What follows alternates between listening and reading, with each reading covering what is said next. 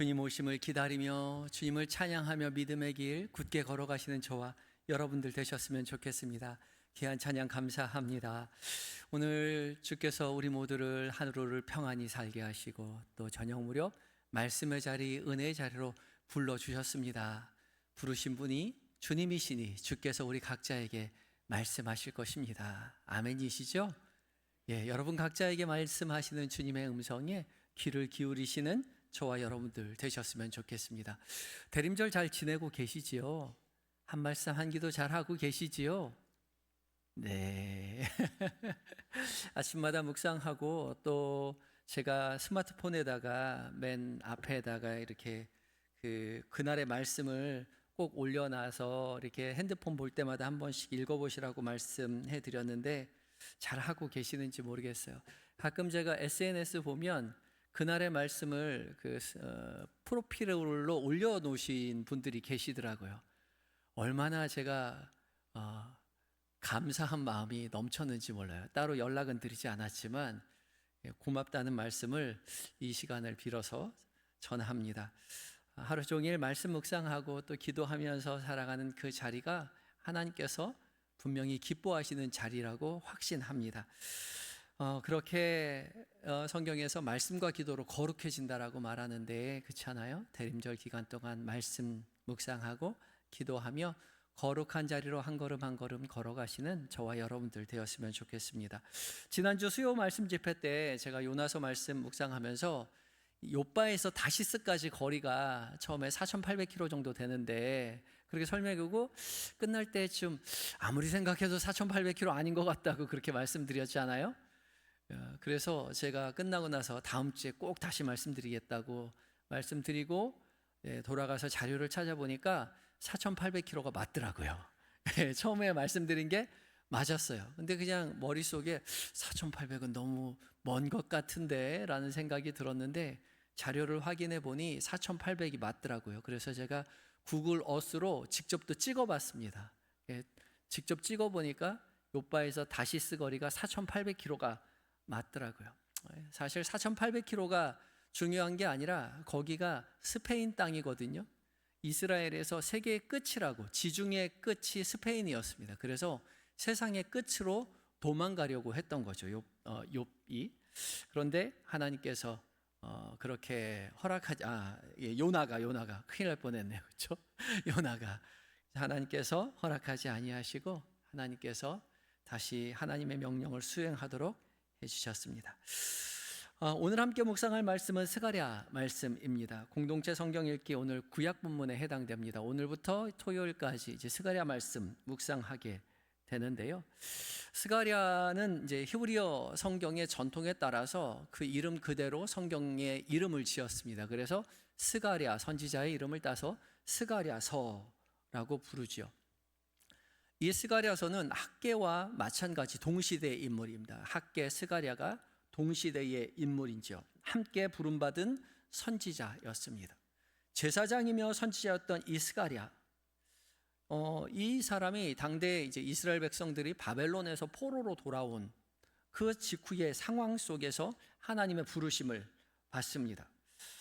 바벨론 포로로 돌아온 이스라엘 백성들은 무너진 성전을 다시 재건하다가 중단한 시기 속에서 오늘 스가랴서가 시작됩니다. 이스라엘 백성들이 70년 포로 생활을 다 마치고 바벨론에서 이제 이스라엘로 되돌아왔을 때 이스라엘 백성들의 마음 가운데는 희열이 가득 차고 희망이 넘쳤습니다. 무조건 가라고 한 건 아니었고요. 돌아갈 사람들 신청받아서 자원하는 사람들을 중심으로 해서 이스라엘로 예루살렘으로 돌아왔던 것이죠. 염원하던 꿈에 그리던 그 이스라엘로 돌아오게 되었다는 겁니다. 하나님께서 드디어 우리에게 자유를 허락하셨다고 꿈에 그리던 그 부모님의 고향으로 돌아오게 되었노라고 기대가 컸을 것입니다. 이제 다시 하나님의 나라가 다시 시작한다라고 그렇게 기뻐했을 테고 또 많은 또 지도자들도 함께 돌아와서 유다 총독 스룹바벨을 중심으로 해서 무너진 성전을 다시 수축하고 공동체를 회복하는 일에 진력을 쏟았겠죠. 열심히 헌신하면서도 기쁨으로 가득했을 것입니다. 그런데 한 해, 두 해 지나가면서 지치기 시작합니다. 현실이 그렇게 녹록하지 않았던 거죠. 무엇보다 경제적으로 굉장히 가난했습니다. 농사를 지어도 제대로 수확이 이루어지지 않았거든요. 동시대의 인물이었던 학개서 1장 6절은 이 현실을 이렇게 설명하고 있습니다. 함께 읽어보겠습니다. 시작. 너희가 많이 뿌릴지라도 수확이 적으며 먹을지라도 배부르지 못하며 마실지라도 흡족하지 못하며 입어도 따뜻하지 못하며 일꾼이 삭슬 받아도 그것을 구멍 뚫어진 전대에 넣음이 되느니라. 아멘.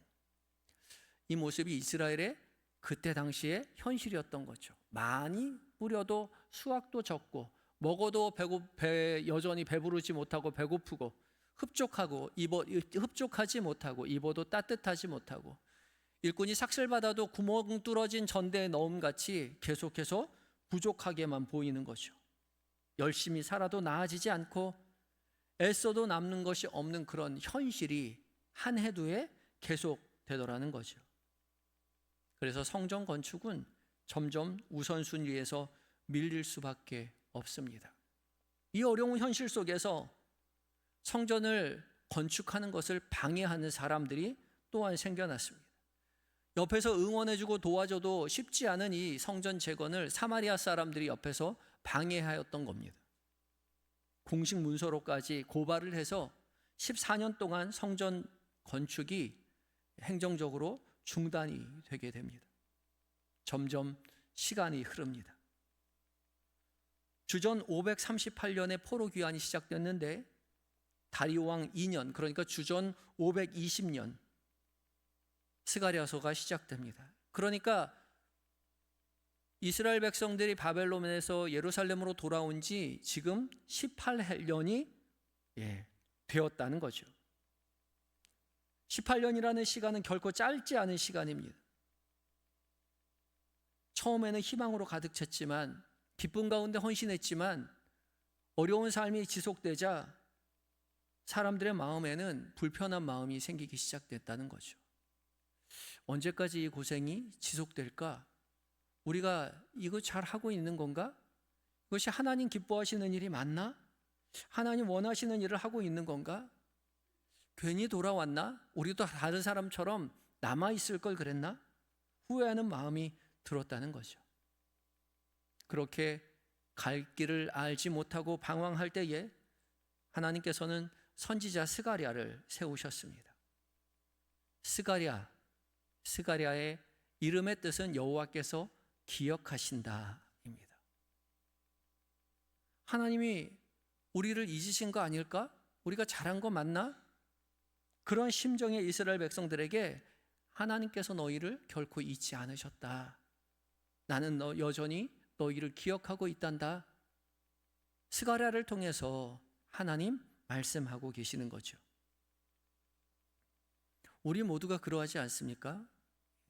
하나님을 향해서 은혜 받을 때는 기쁨 가운데 열심히 헌신하지만 한 해 두 해 헌신의 날들이 지나다 보면 일이 계획대로 되지 않을 때가 있죠.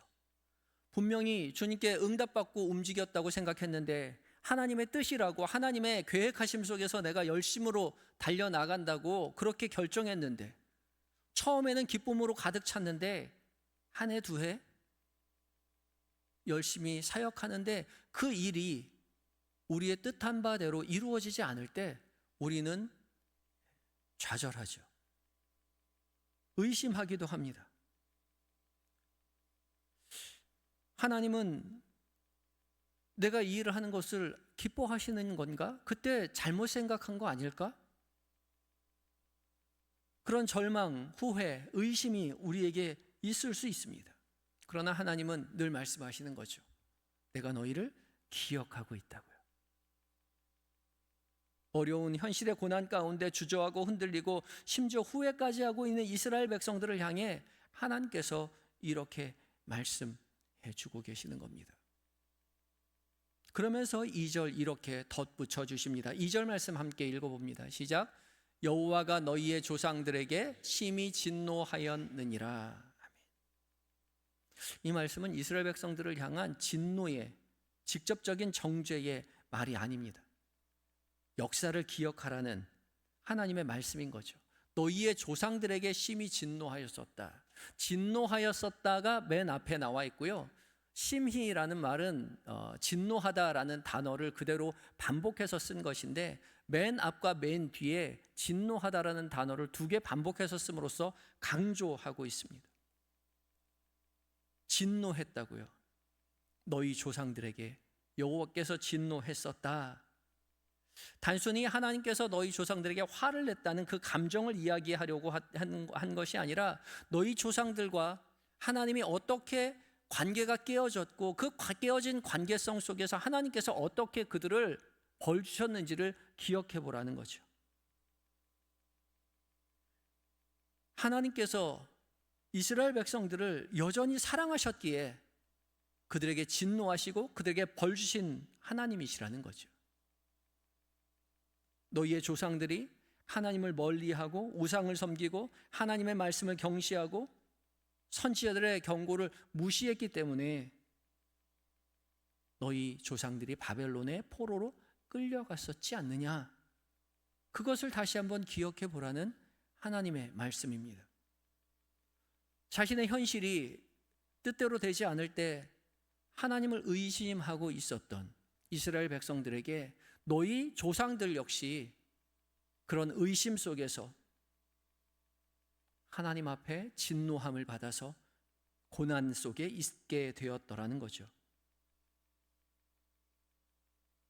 하나님은 너희가 지금 겪고 있는 이 고난이 내가 너희를 잊어서가 아니라, 하나님이 우리를 잊은 게 아닐까?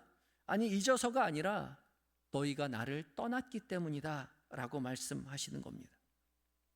이스라엘 백성들의 고난은 버림이 아니라 하나님께서 여전히 기억하고 계신다는 증거인 거죠. 고난마저도 하나님의 계획하심 아래 있다면 고난은 하나님께서 우리를 잊었다는 증거가 아니라 여전히 우리를 기억하고 계신다는 증거라는 거죠. 하나님이 여전히 우리를 사랑하시기에 우리에게 회초리를 드신다는 겁니다. 그러니 너희 조상들의 그 전차를 따르지 않도록 주의하라 말씀하시는 겁니다. 그리고 하나님은 이어지는 3절에서 해결책도 이렇게 제시해 주십니다. 3절 말씀 읽어봅니다. 시작. 그러므로 너는 그들에게 말하기를 만군의 여호와께서 이처럼 이르시되 너희는 내게로 돌아오라. 만군의 여호와의 말이니라. 그리하면 내가 너희에게로 돌아가리라. 만군의 여호와의 말이니라. 아멘. 3절은 그러므로라고 시작하고 있습니다. 2절과 연결되어 있다는 거죠. 너희 조상들이 하나님의 진노를 경험했다. 그것의 결과가 무엇이냐? 성전이 무너지고 포로로 잡혀갔다는 거예요. 그 고난을 겪었다는 거죠. 그것을 이미 70년 동안 보아왔다는 겁니다. 그러므로 너희는 너희 조상들과는 다른 선택을 해야만 한다는 겁니다. 하나님은 과거를 회상하게 하시지만 그것이 정죄를 하기 위함이 아니라 결단을 촉구하기 위함이라는 거죠. 너희는 다른 선택을 하라는 겁니다. 그러면서 이 짧은 한 구절에 만군의 여호와라는 단어가 3번이나 반복되어 있죠. 만군의 여호와께서 만군의 여호와의 말이니라. 만군의 여호와의 말이니라. 만군이요, 만군. 만군이라는 예흐와 체바오트는, 예흐와는 여호와고 체바오트는 군인, 군대라는 뜻입니다. 군대의 하나님이요. 그러니까 만군의 여호와, 모든 군대의 여호와 하나님을 말하는 거죠. 모든 군대를 거느리시는, 온 세상을 다스리시는 통치자 하나님, 만군의 여호와가 말씀하셨다라고 말하는 거죠. 만군의 여호와께서 지금 이스라엘 백성들에게 이렇게 말씀하셨다고 3번이나 반복해서 강조합니다. 지금 이 말씀을 하시는 것이 여호와 하나님, 만군의 여호와 하나님이에요. 군대 가보신 분은 압니다. 군대의 장이 얼마나 힘이 있는 사람인지요. 모든 군대를 호령하는 장군이요, 한번 명령을 하면 일개 병사는 당연히 들어야 합니다. 이유를 묻지도 못해요. 그냥 명령에 순종할 뿐이죠.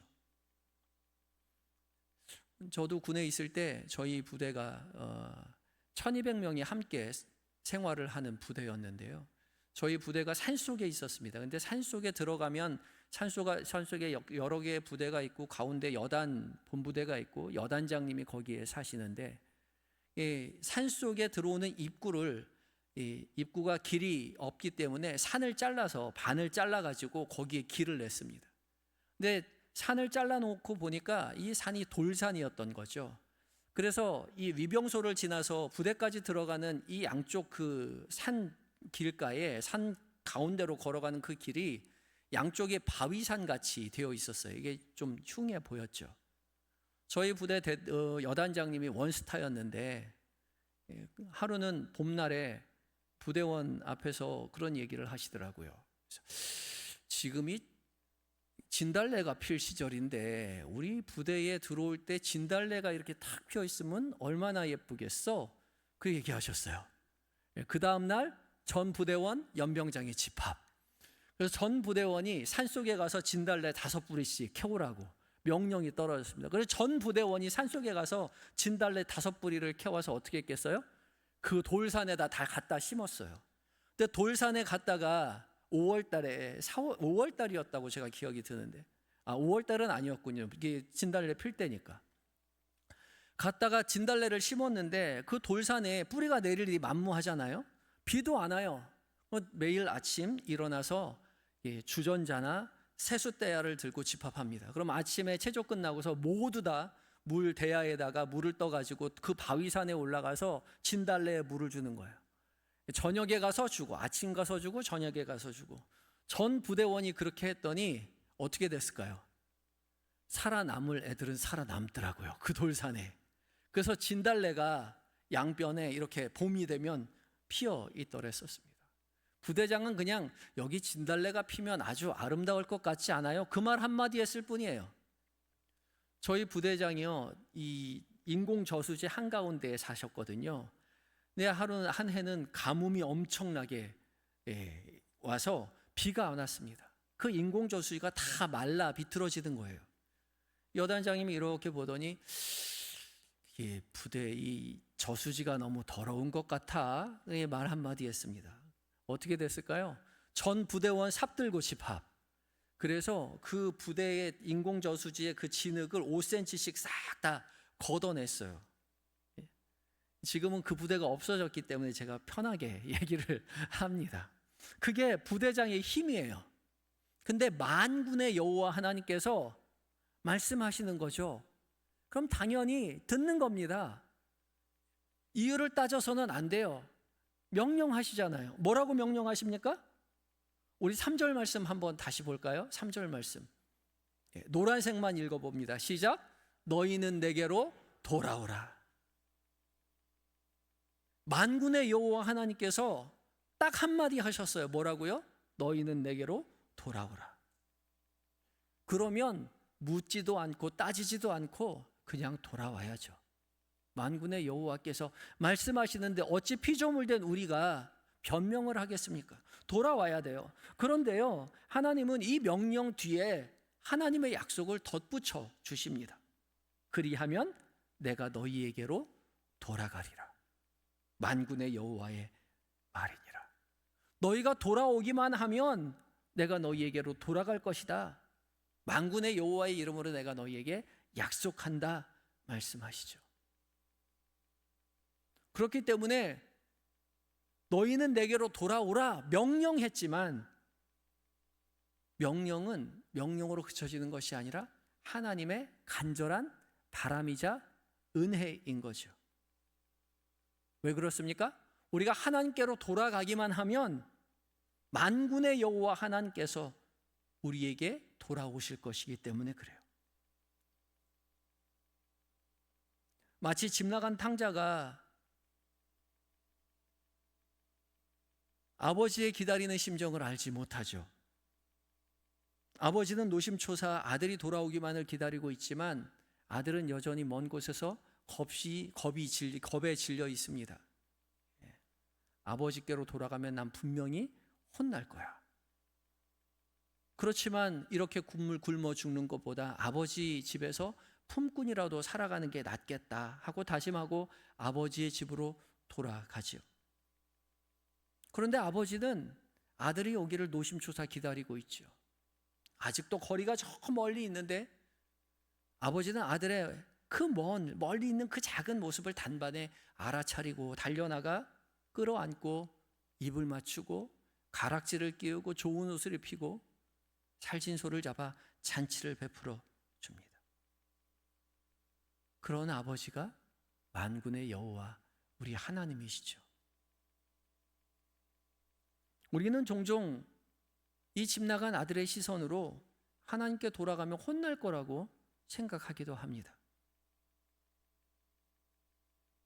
하나님께 돌아가면 혼날까 봐 하나님 앞에 돌아가지 못해요. 그러면서 하나님을 원망합니다. 하나님 어디 계시냐고요. 내가 이렇게 고통당하고 내가 이렇게 힘들어 있는데 하나님 어디 계시냐고요.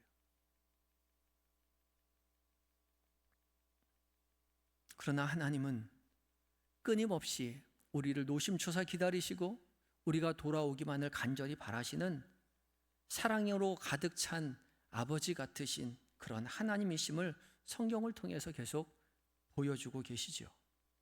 그래서 하나님은 이어서 이렇게 말씀하십니다. 4절입니다. 4절 말씀 읽어봅니다. 시작.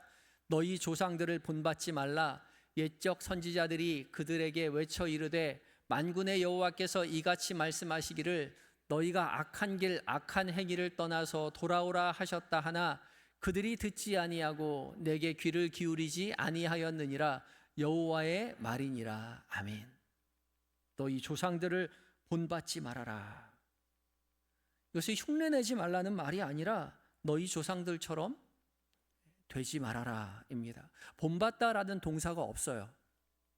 그냥 존재를 나타내는 하야 동사로 되어 있습니다. 그러니까 너희 조상들처럼 되지 말라는 거죠.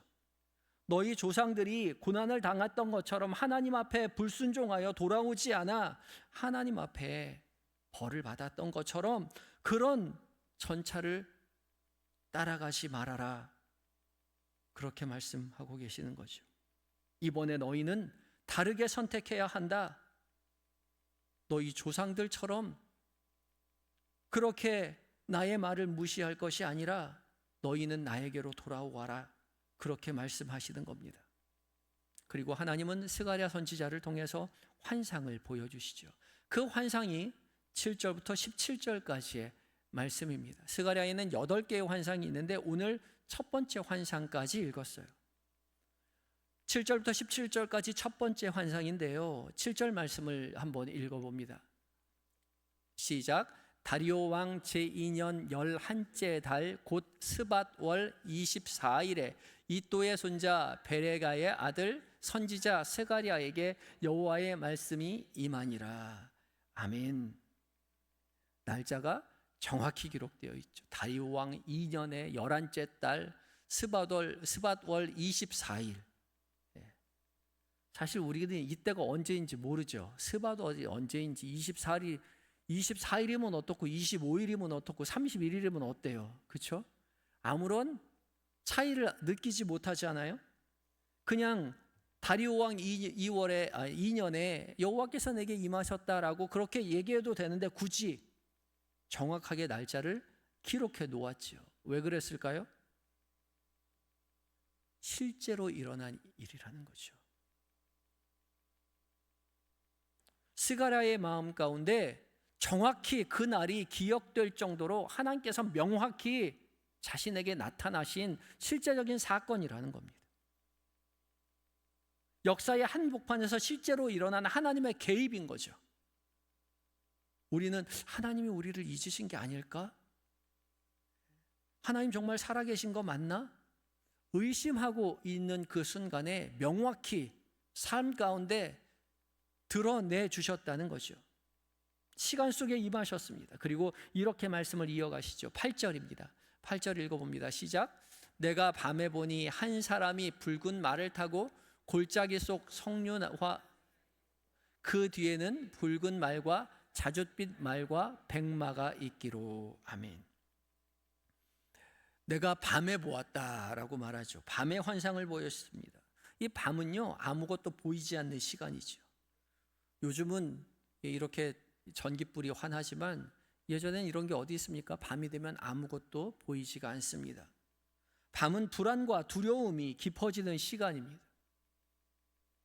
그러하기에 곧 이스라엘의 작금의 현실을 상징하는 거죠. 이스라엘의 현실이 아무것도 보이지 않는 암흑과 같은 현실이었어요.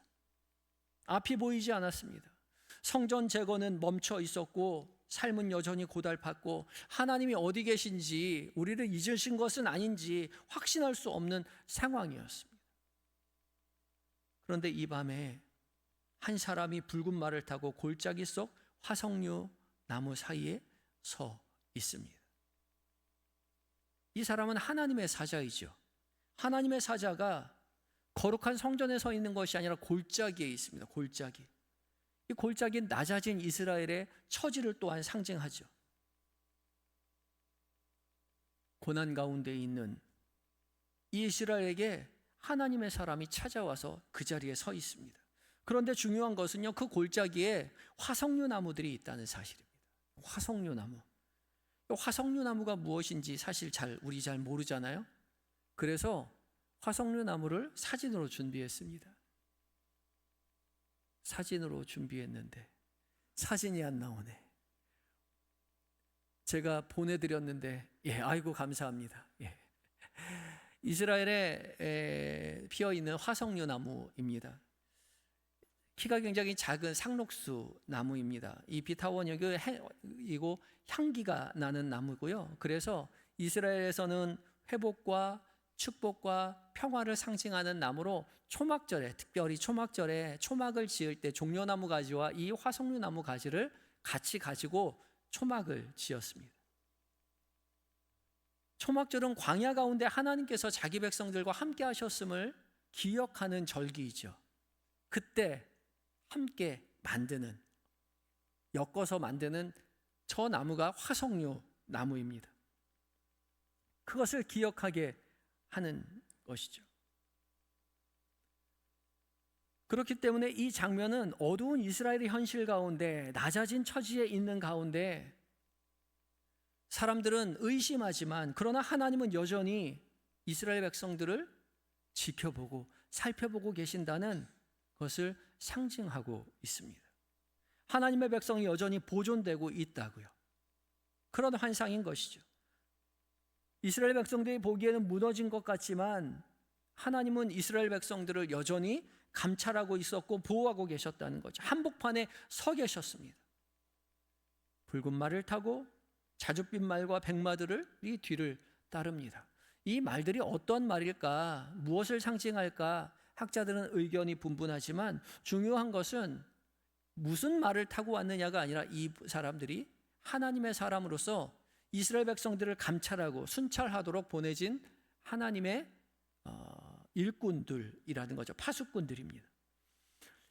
이들이 온 땅을 두루 살핀 후에 하나님 앞에 보고를 하죠. 12절에 여호와의 사자가 하나님 앞에 아뢰입니다. 언제까지 이스라엘에게 노하시겠습니까? 벌써 70년이 지났습니다 라고 보고합니다. 그때 하나님께서 이 천사에게 이렇게 말씀하죠. 16절 말씀입니다. 함께 읽어봅니다. 시작. 그러므로 여호와가 이처럼 말하노라. 내가 불쌍히 여김으로 예루살렘에 돌아왔은즉 내 집이 그 가운데에 건축되리니 예루살렘 위에 먹줄을 치리라. 만군의 여호와의 말이리라. 아멘. 예루살렘 위에 먹줄이 쳐질 것이다. 이 먹줄은 집을 지을 때 수평과 수직을 맞추기 위해서 쓰는 도구이죠. 근데 이게 수동형으로 되어 있습니다. 그러니까 하나님께서 건축하시겠다는 거죠. 이스라엘 백성들이 스스로 열심으로 노력해봐도 되지 않는 것 때문에 주저앉아 있었고 좌절하고 있었고 의심하고 있었는데 하나님이 이스라엘 백성들에게 찾아오셔서 스가랴의 환상을 통해서 하나님께서 건축할 것이다, 주도할 것이다, 그렇게 말씀하고 계시죠. 그리고 16절 마지막에 만군의 여호와의 말이니라. 다시 한번 덧붙여 주십니다. 이스라엘은 낭망했지만 하나님은 하나님의 일을 여전히 하고 계셨습니다. 이스라엘 백성들이 보기에는 아무런 변화가 없는 것 같아서 초조해졌고 하나님이 어디 계신지 알 수 없어 의심하였지만 하나님은 언제나 말씀하시죠. 네가 나를 의지하기만 하면, 나에게 돌아오기만 하면 내가 너와 함께하겠다. 아니요, 이미 돌아오셨고 이미 회복을 시작해 주셨다는 거죠. 이게 얼마나 은혜로운 말씀인지 모릅니다. 우리가 돌아오기로 작정하는 순간이요, 이미 하나님께서는 우리를 위해서 일하시고 계신다는 거죠. 그런 하나님이라고 우리에게 약속해 주시고 계시는 것입니다. 내가 이래서는 안 되지, 그래 주님이 살아계시지, 내가 주님을 붙잡아야지 라고 생각하는 그 순간에 하나님은 우리의 삶 가운데 여전히 우리와 함께 하시며 하나님의 그 계획을 순조롭게 순적하게 이어가고 계신다는 거죠. 아, 그래, 하나님이 여전히 우리와 함께 하셨구나. 내가 그 고난 가운데, 그 아픔 가운데 내가 하나님을 의식하지 못하는 그 순간에도 하나님은 여전히 일하고 계셨구나 라는 것을 돌아오고 나서야 고백하게 될 것입니다. 우리는 여전히 부족하지만, 그래서 고난 가운데 때론 의심하고 때론 하나님이 어디 계신가 라는 그런 마음 속에서 좌절할 때 있지만 주님은 언제나 말씀하시죠. 돌아오라고요. 만군의 여호와의 말이니라. 의심할 것이 아니라 주님의 명령 그대로 주님 앞에 나와 반드시 회복시켜 주시는 하나님의 능력을 경험하시고 그것을 세상에 전하시는 저와 여러분 되시기를 예수 그리스도의 이름으로 축복합니다. 함께 다짐의 기도 드리겠는데요, 여러분 각자에게 들려주시는 하나님의 음성에 따라 다짐의 기도를 짧게 드리도록 하겠습니다. 기도합니다.